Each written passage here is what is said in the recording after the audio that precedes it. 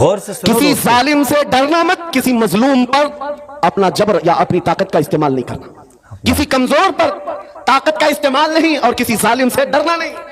یہ دو چیزیں لے کر کے چلو، تمہارا کچھ نہیں ہوگا۔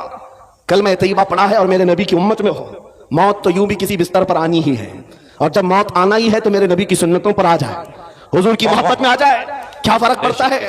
عزیزان گرامی وقار، اس جملے کو لے کر چلے، خاص کر آپ کے اس صوبے میں یہاں لوگوں کو بلڈوزر سے ڈرایا جاتا ہے۔ مسلمانوں، ایک چھوٹی مشین سے ڈرنے والی قوم تو نہیں ہو، غیر قانونی چیزوں سے بچ جاؤ۔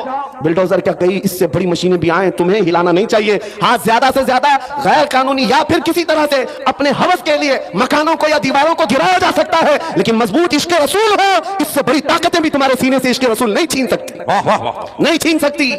بس اس دولت کو بناؤ، اس دولت کو بناؤ جو چھینی نہیں جا سکتی، جس کو اعلیٰ حضرت امام اہل سنت فاضل بریلوی فرماتے ہیں، اے عشق تیرے صدقے جلنے سے چھٹے سستے، اے عشق تیرے صدقے جلنے سے چھٹے سستے، جو آگ بجھا دے گی وہ آگ لگائی ہے۔ بس اس عشق کی بات میں کرتا ہوں۔ وہ اگر تمہارے پاس ہے تو یہ چھوٹی موٹی مشینیں کیا تمہارا بگاڑیں گے؟ گھر توڑ سکتے ہیں، یا تمہاری جائیدادیں لے سکتے ہیں، یا تمہیں جیلوں کی سلاخوں پر بند کر سکتے ہیں۔ اتنا اگر ہوتا ہے تو آپ کو یہ عادت ڈال لینی چاہیے، مظفر کو مقید نہ سمجھ ایسے یاد، میری اسیری بھی سنت آبائی ہے۔ اگر قید ہو بھی جائے تو اتنی بات یاد رکھو، ہماری اسیری بھی سنت آبائی ہے۔ عزیزان گرامی اوقات، ناموس رسالت کی حفاظت پر جنہوں نے پہرا دیا ہے، ان کی چند مثالیں میں عرض کر رہا تھا۔ وہ صحابہ کرام رضوان اللہ تعالیٰ علیہ مجمعین، جن کی ہیبت کا عالم یہ تھا کہ وہ تنہا جاتے لیکن دنیا کو خوف زدہ کرتے تھے۔ کس بات پر؟ ارے پیوند لگے کپڑے پہن کر جا رہے ہیں، پیروں میں چھپل نہیں ہے، ہاتھوں میں ایسی تلواریں جس سے سبزیاں نہیں کٹتی، لیکن اس کے باوجود ہزاروں کی فوج میں ان کا رعب تھا۔ سیدنا خالد بن ولید سیف اللہ المسلول 125 جنگیں اپنی زندگی میں لڑی، ایک جنگ میں بھی شکست نہیں حاصل کیا، شکست نہیں ہوئی۔ ان کی ایک تلوار کا وزن 35 کلو کا تھا، وہ ڈھال 40 کلو کی، یہ لے کر لڑتے تھے، اور جس میدان میں اترتے تھے صفوں کی صفیں درہم برہم۔ کون نہیں جانتا آج دنیا میں خالد بن ولید کا نام، جس کو اللہ کے رسول نے سیف اللہ المسلول کہا؟ لیکن جانتے ہو، اتنی مہارت تامہ، جنگی میدان کا ایک ایسا بطل دلیل جو کبھی شکست کا منہ نہیں دیکھا، ایک بھری جنگ کے دوران امامہ گر گیا تھا۔ کفار سامنے ہیں اور تلواریں سوتے ہوئے ہیں، گردن پر تلوار آ سکتی ہے۔ خالد بن ولید تلواروں کی پرواہ نہیں کر رہے، اس امامہ کو اٹھانے جا رہے ہیں، اپنی پگڑی اٹھانے جا رہے ہیں، اور دونوں کافر وہاں جو آپ کی گردن کے پاس تھے وہ دیکھ کر حیرت میں رہ گئے۔ ایسا سپہ سالار جو ہر جنگ کو فتح کر لیتا ہے، آج اپنی گردن بچانے کی بجائے اپنی پگڑی بچانے چل پڑا۔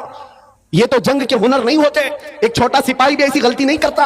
خالد بن ولید بڑے اطمینان کے ساتھ اپنی پگڑی اٹھا لیں اور اپنے سر پر رکھ لیا، اور ان کافروں نے پوچھا، ہم تو تمہیں بہت بڑا ماہر سپہ سالار سمجھتے، لیکن تم نے آج ایسی غلطی کی ہے جو ایک چھوٹا سپاہی بھی نہیں کرتا۔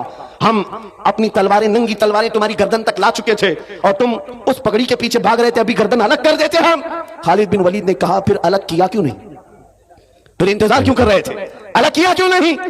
آپ نے فرمایا، تم کیا سمجھتے ہو خالد بن ولید اپنے بازو کی طاقت سے یہ جیتتا ہے، اپنی قوت کے بل بوتے جنگوں میں فتح حاصل کرتا ہے؟ یہ بات نہیں، میری اس پگڑی کی اہمیت تم نہیں جانتے، اس میں میرے رسول اللہ کے 3 منہ مبارکہ ہیں، میرا یہ یقین ہے ان منہ مبارکہ کی برکت سے اللہ مجھے فتح عطا کرتا ہے۔ سبحان اللہ، سبحان اللہ، سبحان اللہ، سبحان اللہ، اللہ اکبر، یا رسول اللہ زندہ باد۔ میرے عزیزو، ایک بات یاد رکھو، دنیا میں جس نے بھی ہیبت طاری کی ہے وہ عشق رسول کی دولت سے ہی طاری کیا ہے۔ بے شک، وہ خالد بن ولید رضی اللہ تعالیٰ عنہ، نبی کریم صلی اللہ تعالیٰ علیہ وسلم سے کمال درجے کی محبت، حضور کے اعضائے مبارکہ بال مبارک سے اس قدر والہانہ عقیدت، جس کی وجہ سے ان کا یقین تھا کہ مجھے جنگوں میں فتح ملتی ہے اور کفار کے دلوں میں ہیبت طاری ہوتی ہے۔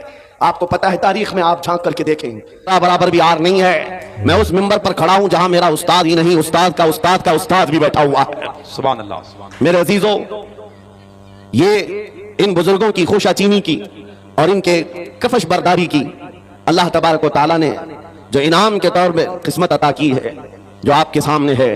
میں چند باتیں عرض کرنا چاہوں گا، ناموس رسالت کیا چیز ہے، شاید یہ آج کے دور میں سمجھ آ جائے تو میرے عزیزو، سارے مسائل کا حل ہمارا اسی بات پہ ہے، سارے مسائل کا حل اسی بات پر ہے۔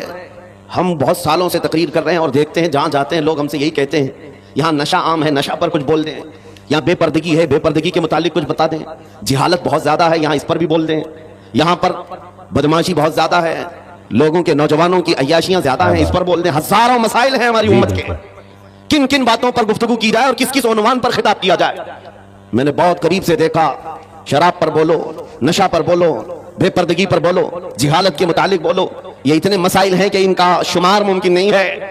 ہر ایک مسئلہ اپنے اندر ایک بہت بڑی اہمیت رکھتا ہے جو امت کے بگاڑ کا سبب بنتا ہے.